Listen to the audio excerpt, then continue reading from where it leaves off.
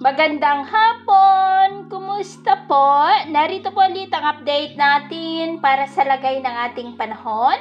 Ngayong hapon po ng December 10, 2025. Sa ngayon po, ay wala tayong binabantayan na sama ng panahon sa loob at labas ng ating area of responsibility, pero may hanging amihan na nakakaapekto po sa Luzon at easterly sa silangan ng Visayas at Mindanao. At sa atin naman pong long range forecast, wala naman pong malakas na bagyo na nakikita na tatawid po dito sa ating kalupaan for the next 2 weeks. Pero hindi pa rin inaalis ang posibilidad na maaari na may sama ng panahon na biglang mabuo sa silangan ng ating bansa sa susunod na mga araw, at ang development po ng mga yan ang ating babantayan.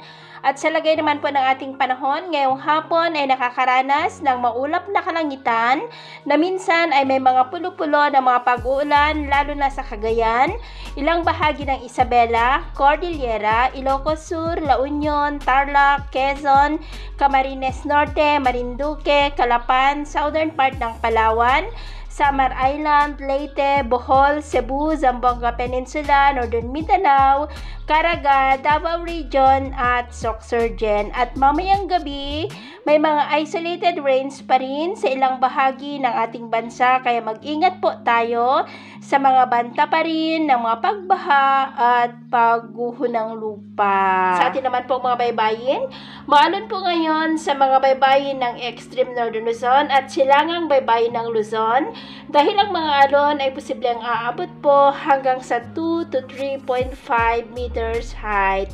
Kaya hanggat maaari, iwasan na po muna natin ang papalaot dyan sa mga may kulay pula para po mas makaiwas sa mga sakunang pangkaragatan. So, ito lang latest update natin sa araw na ito. At ako po muli si James na nagsasabing sa kahit na pagsubok po na darating sa ating buhay, huwag na huwag po tayong mawawalan ng pag-asa. Thank you and God bless!